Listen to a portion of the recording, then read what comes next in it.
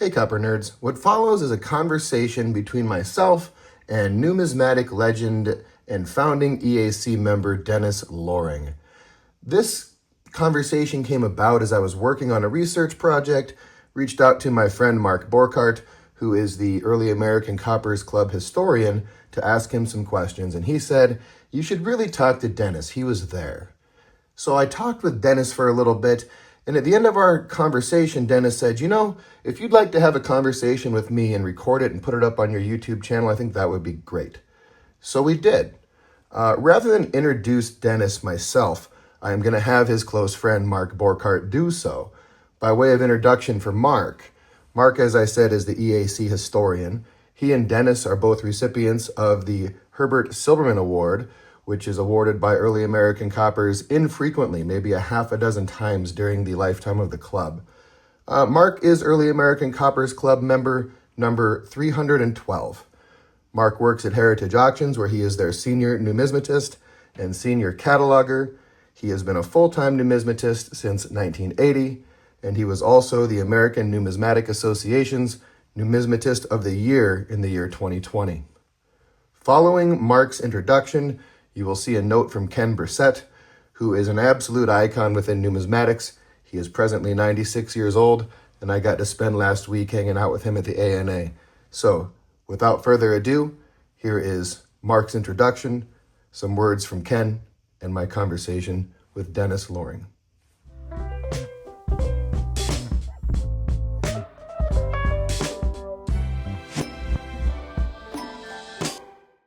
Hello, my name is Mark Borchardt, and I am the Early American Coppers historian. I've been a member for 52 years now, and I've enjoyed every moment of my association with early copper collectors such as Denis Loring, whose interview you will listen to shortly. A newer member, Dan Rice, has his Copper Nerds YouTube channel, and when Dan talks sense, people listen. As you listen to the Denis Loring interview, you will learn about his thoughts on many different topics in early copper collecting, such as collecting 1794 large cents by Hayes variety. Now, most people today collect them by Sheldon variety, but Hayes, which was a much earlier reference. I pulled this off the shelves of my own bookshelf. This is the Hayes reference from 1893, I believe. Let me take a look. That's exactly right, 1893. Varieties of United States cents of the year 1794. Denis, as I mentioned, has been a longtime member himself. In fact, he is EAC member number 11. He's a charter member of EAC. The organization decided that the first 93 members for 1793 large cents would become charter members. If I recall correctly, Dr. Sheldon was given the honorary membership number 1, and following that, the next group of members, I think it was 19 if I'm not mistaken, were all given membership numbers alphabetically. Those were the very first members of Early American Coppers, and Denis is one of those members. I've known Denis for many, many years, and I consider him a very close friend. A couple stories. Back in the mid-1990s, I was presented with a 1797 half cent that was struck over an off-center 1796 large cent. I was looking at that coin, and I started to realize that coin, the undertype, was a 1796 NC7 large cent. That's what I determined it was, but that was confusing because the 96 NC7 had been at one point delisted as a made-up variety. But it's not. It's an actual variety of 1796 large cent. I traveled with that coin to New York City to the American Numismatic Society, where I met John Kleberg and Denis Loring. John pulled out the ANS example, which at the time was the only one thought to be known, and as I said, it had been delisted at one point. But we compared those two coins side by side and determined that yes, indeed, that is a 1796 NC7. Another experience involving Denis was in 2007 as my company, Heritage Auctions, was preparing to do the Walter Husak collection.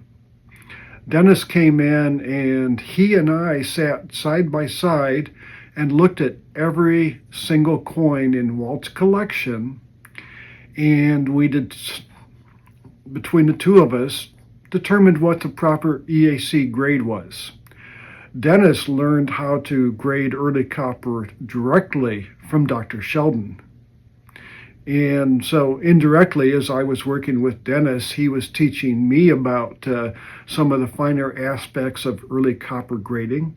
So I could say that indirectly, I learned from Dr. Sheldon as well, because I learned some of these points from Denis. I remember him saying at one point, he said to me, "You do know how to grade this stuff, don't you?" And I was flattered with that comment. That's a comment I won't forget. I hope you enjoyed the interview with Denis Loring, EAC Charter Member number 11. I might mention that he was a Harvard student at the time that he joined EAC. As you listen to the interview, you will hear many of Denis's thoughts about early coppers. He'll talk about how he got started coin collecting. He will talk about how EAC got started and how Penny Wise, the magazine, got started. He'll give you his thoughts about grading. He will give you thoughts about what a novice collector should consider when they start collecting early copper, and many other topics. So with that, I will hand this over to Dan Rice, who is interviewing Denis Loring. Enjoy.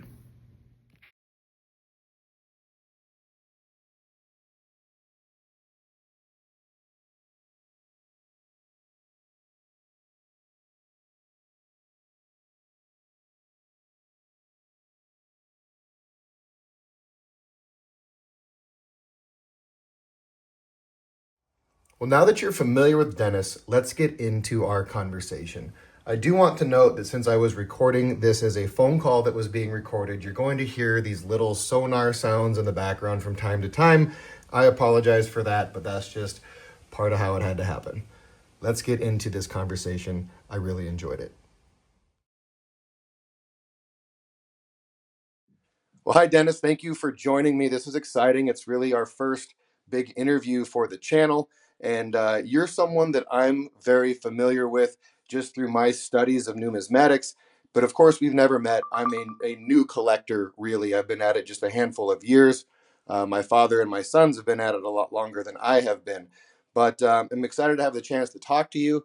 And really, sort of what my target audience is new copper collectors who haven't yet made it into the folds of EAC and who are just sort of learning about getting into the copper hobby, and just looking forward to this conversation very much. So thanks for joining me. Sure, we have to make it a nice, smooth path into the crazy world of copper. It really is a lot more involved than I ever would have imagined. I got into copper, and I'm going to ask you your story as well. But I started out as a gold and silver stacker. My father is a numismatist, but a few years back, he started getting my siblings and I just a 10-ounce bar of silver for Christmas. And then that got me into stacking a little bit of gold and silver, which got me into pre 33 gold. Um, then my son and I were attending a local coin show. He had been collecting since he was a small child, and he's in college now. Um, and he got this little copper braided hair half cent, and I'd never seen anything like it before. I was familiar with that general depiction of liberty from, the gold eagles. When I saw that and saw how affordable they were for such a cool piece of history, it sort of sent me down the copper rabbit trail, and I was immediately gravitating towards 1794s and haven't really looked back since. But I'm very curious just to hear about your collecting story from the very, very beginning, if you don't mind sharing that. I certainly don't. I had been a coin collector since I was 8 years old. As you found out, the lure of 1794 large cents is almost irresistible. I couldn't resist it either. So I got involved in 1794 large cents and then the various varieties around the periphery. And it just never let go. I read a little bit about how you, back in 1982, had assembled a complete set of 1794s, and then you sold them to Jack Robinson as a complete set. Is that a correct summary of the facts of that collection? Yes, as long as you understand that when you say a complete set, I did it not by Sheldon numbers, but by Hayes numbers. Okay, so you had all of the Hayes varieties of 1794s. Correct. What is it that you liked about 1794s? It was an expansive set, had a lot of room to grow, to do different things. You could build a complete set, or try anyway, and the heads look all look different. So that's one reason why they're fascinating. There are so many of them, of the varieties, and you can go from the commonest variety to varieties which are unique, gives you a different targets. Okay, sure. I do not own, not only including all 94s, but I never had a mint state coin in my collection. My target range has always been about 45 coins, XFAU. I've never been one of these people that plays the registry game and tries to get the highest grade you can.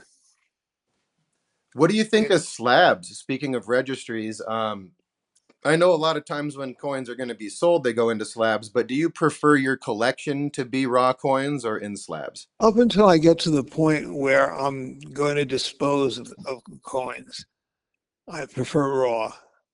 Lets me hold the coin, look at it, study it.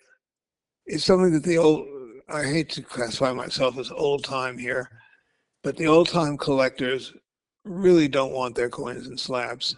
Well, I think that is sort of the status at EAC still among the membership for the most part, and I subscribe to that as well. I've broken dozens of 1794s and other dates out of their slabs, in part because at least I am of sort of the Bill Eckberg school anyway of looking at and occasionally oiling and brushing your coins to Yeah. keep them protected from minor contaminants. Is that something you subscribe to as well, that copper coins do need the occasional brushing and oiling and maintenance? They should have them if they do it the right way, which Bill certainly is an expert at such things. In fact, Bill lived in the Virginia area and he moved. Bill and I are very close friends, and he moved to a house about 15 minutes from me. Yeah, you're kind of neighbors now. I've heard you We, say that before at another interview. Bill's been someone who has sort of taken me under his wing a little bit here and there. Um, some other mentors. you could not have a better teacher. He's been really fantastic. Bill, and then Chuck Heck and Al Boca have both spent a lot of time talking to me, and Dan Trollin a whole lot of time. I've got several of Dan's coins, and I've gotten coins directly from Al, and that were Chuck's. So I feel like I've found some very good mentors who are, senior EAC members such as yourself. And that's been invaluable for me as a new collector. And then I try and share that information in this platform just so that I'm not hoarding that knowledge. I want to make sure that anybody who's new to copper is having access to all of the great mentoring that I'm receiving. So I just kind of try and be a sponge and then pass it along, has been sort of Good my man. approach. That is a noble path on which to tread. Yeah, I feel like I'm not trying to become an expert, as in, I'm not trying to do research like many of you have done. Bill is one that I've read Mhm. many articles from. That's not so much where I see myself contributing to numismatics. I think I'm just trying to gather up information and present it to people in a way that's very accessible.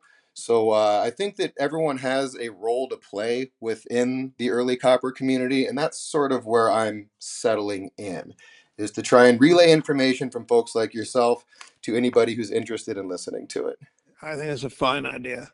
So I was talking with Tom Deck a little bit about how you and I would be talking, and he suggested that it would be fun for all of us if you would tell us a little bit about the beginnings and the inception of the early American Coppers Club, because I know you've been there since the beginning. Is that correct? That is correct. Could you tell us a little bit about it? Sure. The club was started effectively in about 1967, I think it was. Herb Silberman, the founder of EAC, put a classified ad in Coin World saying, I'm looking for fellow collectors for these large cents. If you're interested, drop me a line.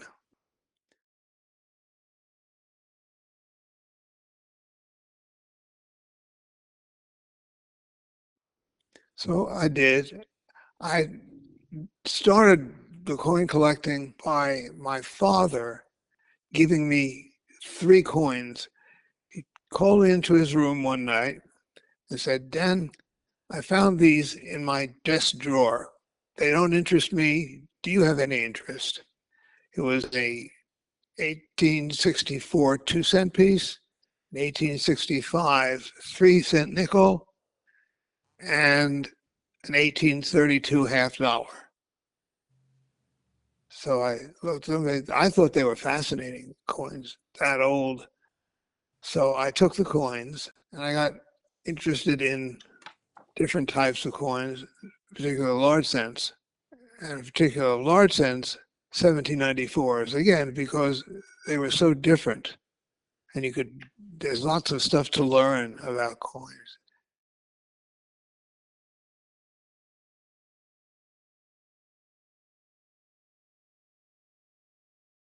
Herb eventually put out a note for a club and suggested we should have a club to study these fascinating things. And anybody who wanted to could just write in. There were no membership requirements. Uh, Eventually, there became the requirement of dues, but that was hardly a problem.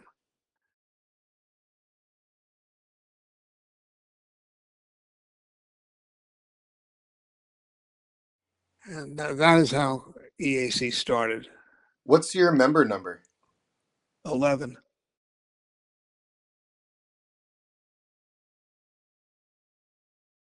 Number 11. I'm number 7,062. Um, Love it. my uncle George Parker, who is recently passed, he was number 1277, and I have his Sheldon 69, which is the coin that starts off all of my videos on my channel. And really, it was that coin that got me into 1794. Is just handling it. It was in the Herman Halpern collection, and it Mm-hmm. is it's immaculate, but it's been dipped, and EAC calls it a 60 net 50, and Bill Noyes had it as a 40, which I thought was a little harsh since it's flawless other than its color. Yeah. But yeah, the club has certainly grown a lot since then, and I've been in a couple of years now, so I'm seeing people numbers in the 7100s now. So the numbers keep on climbing. The Pennywise publication is pretty invaluable. Is that something you'd be able to tell us about? Sort of, did that come around right away, or did that come along eventually? When did Pennywise start? Pennywise started fairly quickly along. The club wanted a means of conversation, exchanging photos, a nexus for large cent collectors. And did members just submit articles sort of as they do now? Or was there staff that wrote often, or just mostly? Yes, there was a staff. His name was Doc Lapp. He was the secretary and collected dues and such things. Mhm. but that's all we had in the way of, and of course we had club officers. You were president for a while, is that right? I was president. That's correct. How many years did you hold that office? I think three. Okay. And then have you generally attended the annual conventions since you've been a member since the beginning, or do you miss here and there? How often are you able to attend? Up until 2 years ago, I attended every meeting.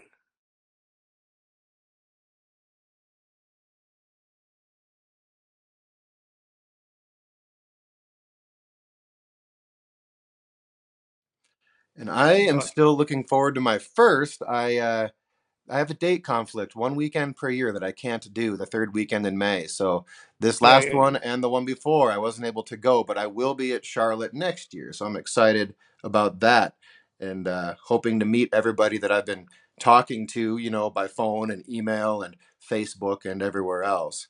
Um, what are the conventions like? What do you expect when you go to an EAC conference? a lot of copper nuts. Typical convention. There's a group that Chuck Heck started called the Boys. That's spelled BOYZ Yes, sir. of '94, specifically for people who specialize in 1794 large cents. And typically on a Wednesday, the convention begins on a Wednesday night with a Boys of '94 meeting. Anybody can be a boy of '94. And my wife holds the distinction of being the first, and I believe still the only, girl of '94. Yes, I knew that there's boys and girls with a Z of 94. And it's a Yes, very welcoming group of people. Um, it it's a great group. People here are, most of them at least, are into this game for the fun of it. I don't know how many, if any, registry contenders come out of EAC, but I would bet it's not very many. I'll bet you're right. I get the feeling that registry collecting, although it's the craze in numismatics generally, I believe, I think early copper is less a competition than it is just a passion. I would agree. It's not where I would say EACers tend to focus their collecting. And But that's anyway, maybe a good time for me to ask you about this. If you're collecting Morgan dollars or whatever, or even late date large cents, most yeah, collectors can get mint date coins. But when you are a specialist in early dates, particularly anything that's Liberty Cap, um, that gets to be a lot more challenging. Some of these varieties don't even exist in anything higher than a very fine. Um, some of these varieties don't exist in anything higher than a fair. just If you're a condition nut, early large cents are not for you, unless your idea of a ideal grade would be something like fine or VF. But don't expect put together a set of blazers unless you have an awful lot of money. Ted Nafsker, who was at the time had the nickname of God, had the finest set out there in recent times. But there are people now who have significant funds and want to have an AU set if they can do that. I think the limiting factors on what you can do with large cents is money.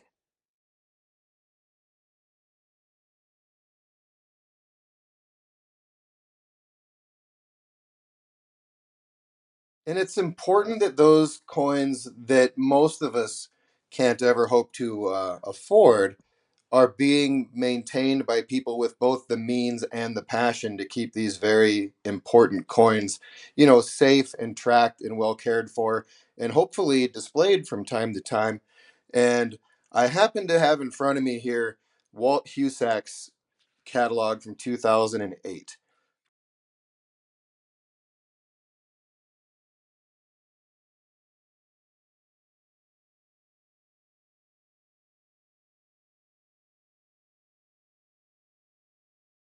I'm looking right now at a few of your old coins. Your S1 and your S3 and your S4 ended up in Walt's 2008 sale. Walt was fortunate for him. He was a wealthy man, so he was able to buy really nice material. And his Liberty Cap Foundation is still ongoing, and that's something I plan to dig into a little bit. And Mm-hmm. I'm having a little correspondence with Walt's daughter, Trina. I Yeah. purchased one of her old coins. I have Trina's and Jim Neiswinter and March Wells Sheldon 63, the Fallen Four. One of my favorite coins in my collection. But I reached out to Trina just to see if she had any provenance Mm-hmm. information to go along with the coin because I just got it in a slab with nothing to accompany it. Mm-hmm. So I do look forward to asking her what the Liberty Cap Foundation is up to because I know that in Walt's second sale, much of that did go to the Liberty Cap Foundation. Yes, yes, that's true. And Walt would appreciate that. I mean, he loved his coins. He had the wherewithal to put together a beautiful collection. And he was a terrific guy. Yeah, I much like yourself, I've gotten to know Walt a little bit just through watching his interviews, a lot of Mm-hmm. EAC conference video footage, and of course, he appeared on the TV show Pawn Stars, which was something I saw before I was even into numismatics. But he was selling his Libertas Americana medal, and my father Mm-hmm. has one as well. So that's sort of been the one numismatic item my whole life that I've been close to is my father's Libertas Americana medal, and then we saw Walt selling one on Pawn Stars, and our whole family thought that was a lot of fun. Oh, absolutely. Um, Quick question for you. I don't know if your opinions changed or not, but I have heard previously that your favorite variety is the Sheldon 17A. Is that still the case? My favorite variety is Sheldon 17A, 1794. Well, the variety, it's ahead of 93. It's the first of the 94s. Dr. Sheldon used to say that if you collect coins long enough, you will gravitate toward large cents. If you collect large cents long enough, you will gravitate toward early dates. And if you collect early dates long enough, you will gravitate and end with 1794s. He was right. And 17A is the very first of the 1794s. Yeah, I love 17As. It was the first 94, and there's a die state, the terminal die state of a Sheldon 17A is, believe it or not, a bisecting break.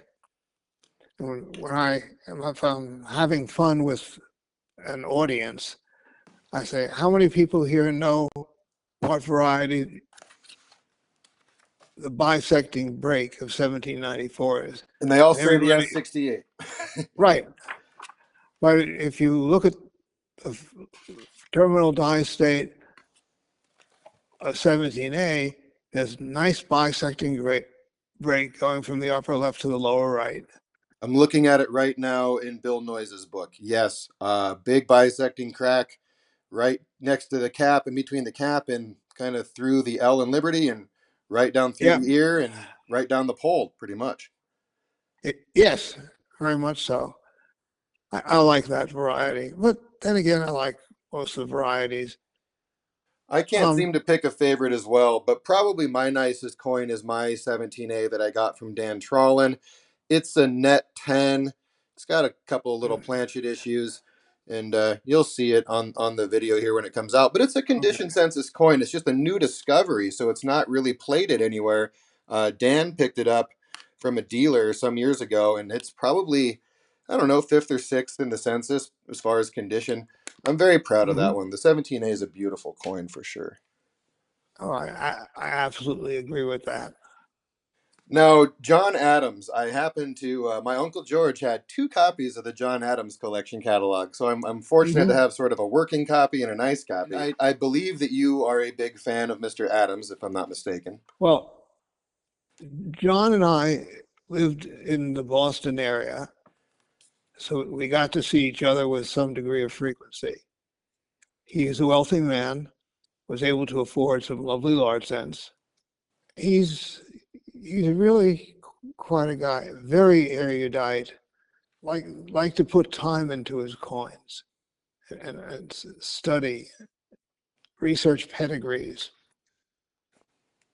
He was a good friend. But John, I really enjoyed working with John. He wrote an autobiography that I had the fortune of being a recipient of a copy. He led quite a life. If you get to read that book, I would say it's definitely worth getting. I will make Just a note to look for it for sure. And in fact, I'm right now just sort of showing a picture of John from the beginning of his catalog. And it looks like we do have a little bit of history on him here as well, which I'll pour through. But I didn't realize there was a book out there. Was it, I mean, is it a published book that you can find, or was it more of a manuscript? uh, I don't know if it's a published book or not because I got my copy autographed by John, and that's I've never gone out and tried to shop and buy one, Sure. but it's certainly worth playing with.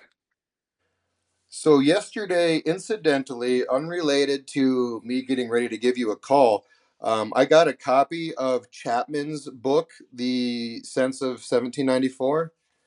It's a 1926 publication. You're familiar with that, I assume? Yes, I am. Now, when I was reading the book, it's a reprint. So you can get these reprints on Amazon. They're a little paper bound book and they're less than $20. And they just take someone's book and they copy it. In the middle of this one, though, not part of the book, there's a letter from Eric Newman to you, which says that he can report that your Chapman book is 1926. It is numbered 157 at the spine, is lettered. Just this little letter in the middle of the book from Eric Newman to you, and it's dated 1995. Did you happen to lend your book for reproduction? I had a couple of 94 books. Sure. Well, this one I suspect maybe you had sold at one point, and someone else sent it in for reproduction. And I think that That's they just kind of copy anything that's in the book. And the book had a letter. I'll send you a picture of it to your cell phone. It just has a letter from Eric Newman to you, a very short letter, but it says that you had made an inquiry in the asylum, which I'm not familiar with, and then tells you a little bit about your book.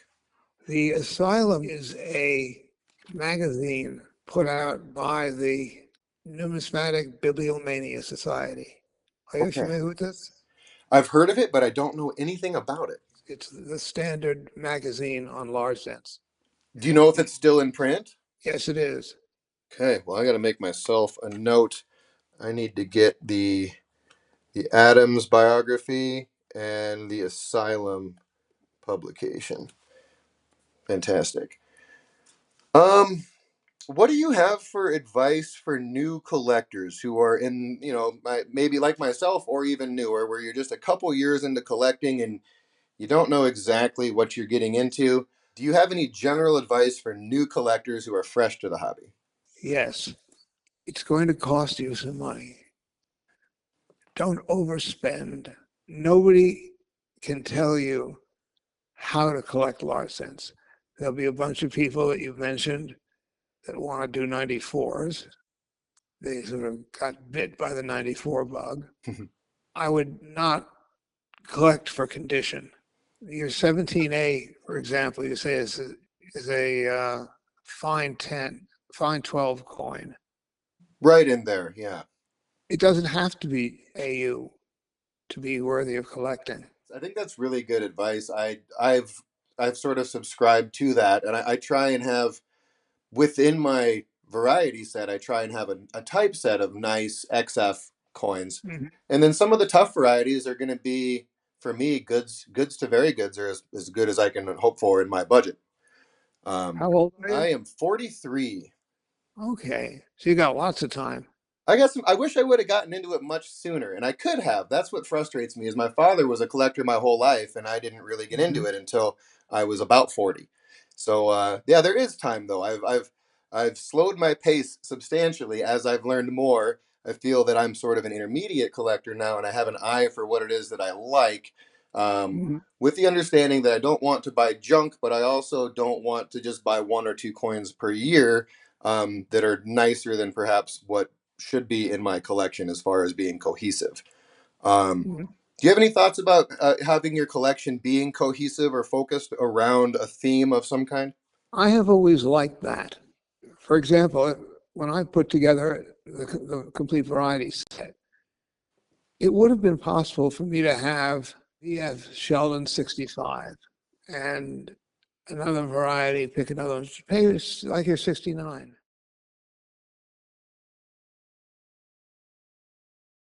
Turns out it's a very, very high grade coin.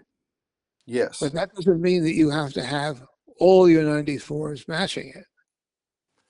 On the other hand, I happen to like the idea of sets of coins that are matched. So when I did my 94s, I was trying to get everyone in XFAU. Obviously, there are some coins I'm not going to find in XFAU. Star Diverse, for example.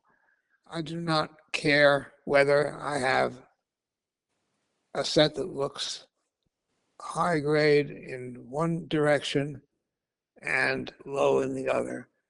I have Star Diverse. I don't have my collection, as you know, I sold it. I now go in the direction of, hey, this is a neat coin. I think I'd like it. And I don't target AU coins or Mint State coins.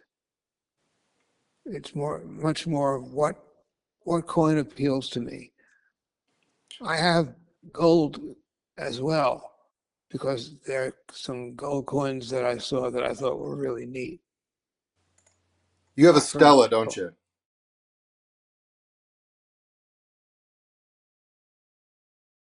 I have a. Who told you about that? You did. I listened to Oh, one of your previous interviews, but you noted that that was part of the collection that you and your wife have together, I believe. You sort of have your own collection, and then you and your wife collect interesting coins included in them as a yeah, Stella.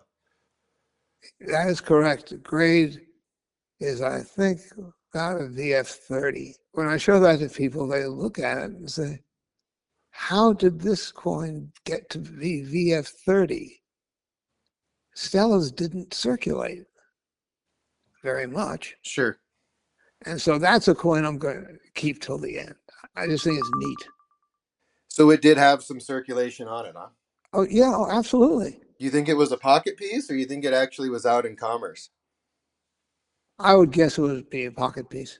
That would make sense to me too. I do carry a large cent braided hair as a pocket piece, just so I can watch it as it shines up and then tones back up, just to sort of try and understand through informal experimentation what a large Hmm. cent does in circulation. That's been kind of a Yeah. fun little side project that I've been working on for Oh, my I'm own sure. education. If I can ask you another question, what are your thoughts regarding surface condition versus grade versus sharpness grade? I know there's a lot of collectors who would prefer nicer surfaces on a lower sharpness grade coin, but then I bump into people who are all about a heavily pitted and corroded high grade coin rather than a nice surfaced smoother coin. It all depends on taste. I know people who want sharpness over everything else. And then there are people like probably yourself that say, yeah, I don't care if it's all that sharp. I want attractive, eye appealing coins. So there are those in each camp. And to me, it becomes a question of pure aesthetics. Do you like the sharpness? Do you like the smoothness of the surfaces? Take your pick. But That makes what sense. Do you have any thoughts about the importance of selling coins to keep the turnover of coins within EAC constant, as opposed to just buying and sitting on coins forever? I have never actually thought about that. It's a good thought. It's good to try to keep coins in circulation. That's kind of what I Keep. think too. The idea for that came from Jerry Bobby. I was taking a course at the Hmm. ANA from Jerry and Jim Carr, and it was some of the parting wisdom from Jerry was, don't just buy coins, sell them also. We need to keep the buying and selling interactions within EAC consistent. And it's something I'd never thought about before, but have been thinking about now, that when I do make an upgrade, I should really sell my downgrade to somebody who is, in the position I was in a few years ago, just starting out, rather than sitting on my duplicates for no good reason. Well, I can think of a very good reason not to sit on your duplicates. What's that? If you sell your duplicates, you'll have more cash to buy more large sets. Yes, the upgrades. Do you do a lot of upgrading yourself as part of your collecting approach, or do you wait until you can buy the perfect coin for your collection for long term? I'd like to buy one coin for the variety and stay there. I'm getting there as well. When I first started, I was doing a lot of just going onto eBay, doing attributions on coins that were unattributed, and thinking I did great because I got a really ugly coin, but it was an R4 variety, and it's Hmm. a bit like a two that's heavily corroded. And anymore, I try and just hold out. Just because it's unattributed and cheap doesn't mean that I need to pick it up necessarily. That's true. However, there's a little caveat to that. This is the way I do it. If a coin is really rare, I'm not talking about an R6.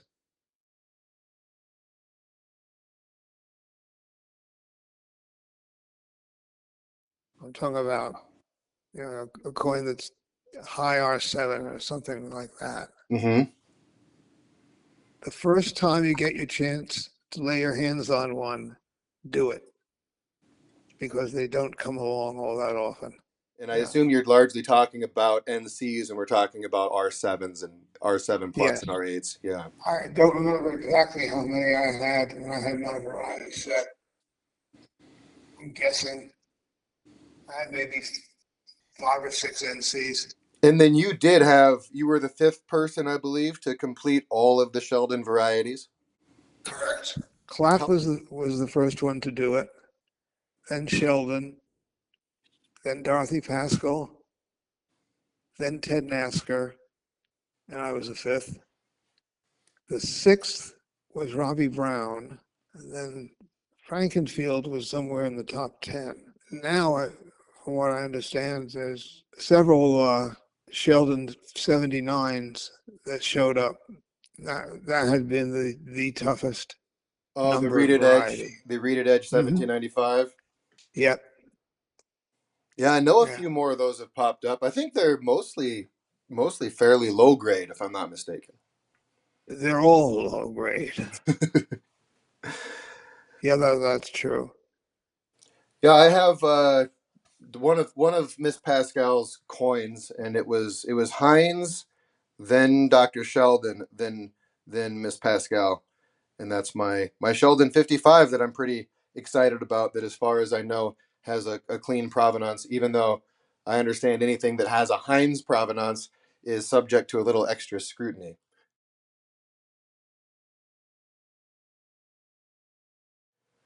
Well, you're talking about the swap, let's Yes. call it. Yes, generally, and I'm not trying to necessarily drag you into that discussion, but Oh, I was dragged into that discussion a long time ago. I've gathered that. I've seen a presentation by Dr. Kleberg at the ANS where you're referenced pretty heavily as being involved in that litigation. I was never one of the owners of any of those coins. I was just aware of what had happened, and some people still think that Ted Nasker told the truth and that he was totally innocent. And I know for a fact that's not the truth. How do I know? I have a letter in Nasker's handwriting talking about having done the swap. From when I've he got made it the purchase of the collection from Dr. of, Sheldon. of Sheldon's collection. That is correct. And then I believe he sold off just the duplicates and paid for the entire collection with the sale of the duplicates. Oh, yeah. In fact, John Adams tried to buy the collection. He engaged me and said, let's see if we can get Sheldon's whole collection. But Nasker swooped in and bought it before we could get our hands on it.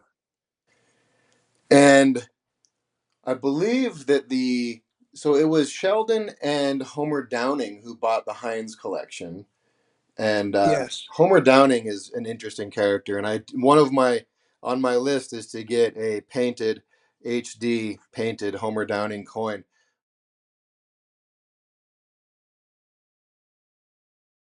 But since they bought the entire Heinz collection, my understanding is that when Dr. Sheldon needed to fabricate some provenance, he would just say, "Well, this came from the Heinz collection that I had purchased."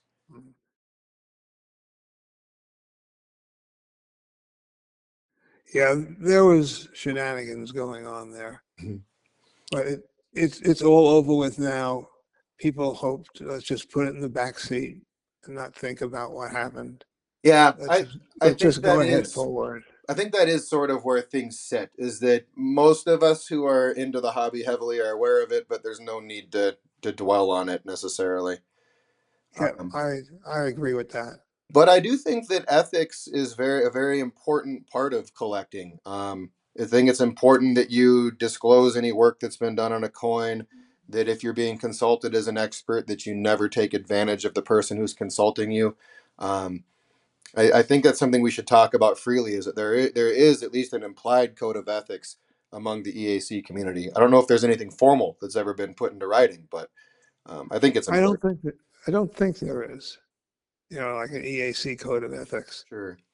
What do you think what's been happening with the early copper market? It seems to me that maybe 10 years ago was sort of peak pricing for a lot of the rarities. I'm told that the nice condition coins are still selling strong, but I am buying lower grade, very rare coins for about a third of what they went for at auction 10 years ago. I believe it. That I think is a consequence of the registry. Let's get things at as high grade as possible. Forget about the numismatics of it all. We want to get that slab, which may not be the worst thing in the world for the condition of the coin. Yeah, these registry But sets are kind of taking over. yeah, So there's probably registry collectors out there scooping up some of these real high condition census copper oh, coins, I'm sure they are. while many of the rest of us who are more isolated to being within the confines of EAC, we're happy to collect our lower condition rare varieties. Um, and I have found more and more I care as much, if not more, about the provenance as I do about the coin itself. And I'm wondering if you could speak to provenance a little bit. Well, provenance or pedigree for some people means nothing. Who owned the coin before they did, they don't really care. And then there are others for whom the pedigree or the provenance is more important, really, than the sharpness of the coin.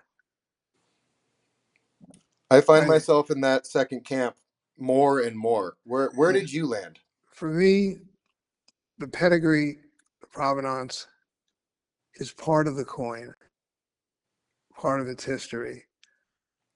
If it's a famous coin with a famous pedigree, then yeah, it would be to me more desirable than the identical coin where it just sort of came along out of the woodwork, or somebody wanted to have it for the pedigree as well as for the identity. Are there any names in numismatics where you would pick up a coin only because of the pedigree and who owned it, even if you didn't think it was a very nice looking coin? Probably not. I mean, I wouldn't do it now because I'm not adding varieties now. Sure. I have my eye out, and if something really hits, I'm sure the provenance will play a role. But I would say more in 94s than anything else. It is a component of the coin, and people, well, it's been shown now in the current auctions, people will pay more to get a coin of a certain provenance. I have had a phone call from a stranger who said, Dennis, do you own the following coin? And it was a medium grade, nice coin. I said, yes. Would you consider selling it? Came out of the clear blue sky. And I said, what are you thinking of paying for it? And he named a number that was satisfactory to me. So he got the coin and he bought it strictly for its pedigree. I did the same thing recently with Al Boca. Let me look at my notes. Looks like in this last September, I asked Al Boca, I said, hey, do you know, I know you sold your 94s. Do you know of anyone who has any of your coins with your pedigree available for purchase? And Al said, you know, when I did my sale, there was one coin that was tucked in with my New Jerseys that I had forgotten that I had. And I still have it. It's my last 1794. And I will sell it to you for what I paid for it. And I was able to buy that coin directly from Al Boca, and it had been owned by Dr. French, by Willard Blaisdell, by Jules River, by Doug Bird, Bruce Reinhold, Terry Denman, Chris McCauley. Al actually owned it twice, both before and after he sold it to Mark Cadden, and then I was able to buy it from Al, and it's the last 1794 that he ever had in his collection. It's really a prize just because of that provenance. And in fact, in the registry on Al's website, it says this is the last 1794 to be in Al Boca's hands. So that's a very important coin to me just because of its pedigree. That's an example of one where you're buying the pedigree as well as the variety, and it's perfectly fine. I was listening to that list of names that you just peeled off. Yes, sir. As it turns out, I know them, and that really puts you in the middle of a very noteworthy group.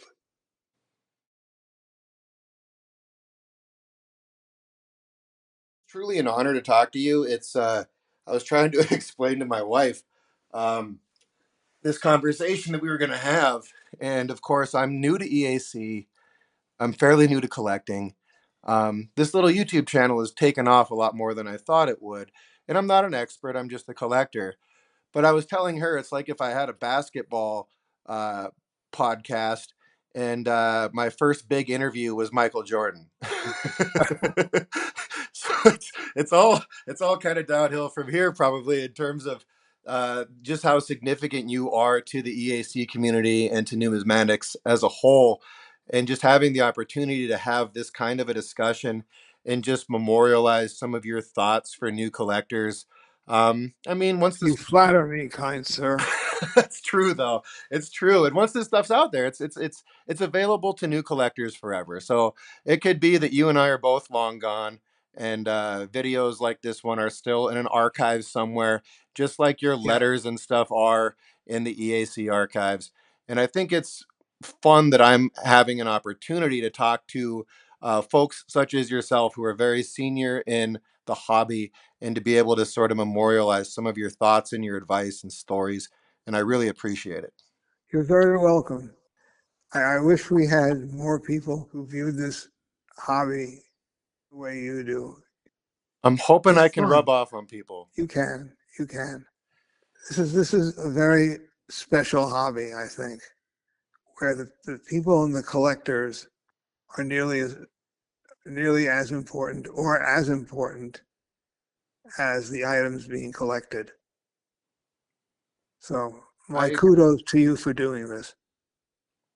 I agree, and everyone's just been so kind and generous with their thoughts, advice, and wisdom from me, that it's really made my portion of this contribution easy. I just facilitate it.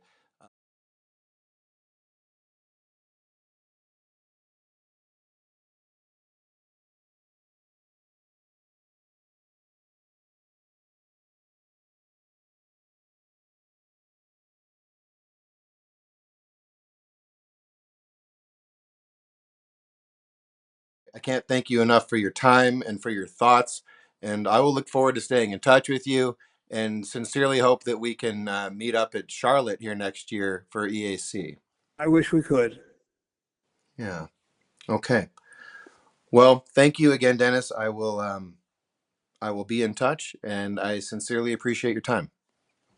You're very welcome. I'm glad I was able to do something. Let's see how it comes out, and we'll add our little piece of history to the archives.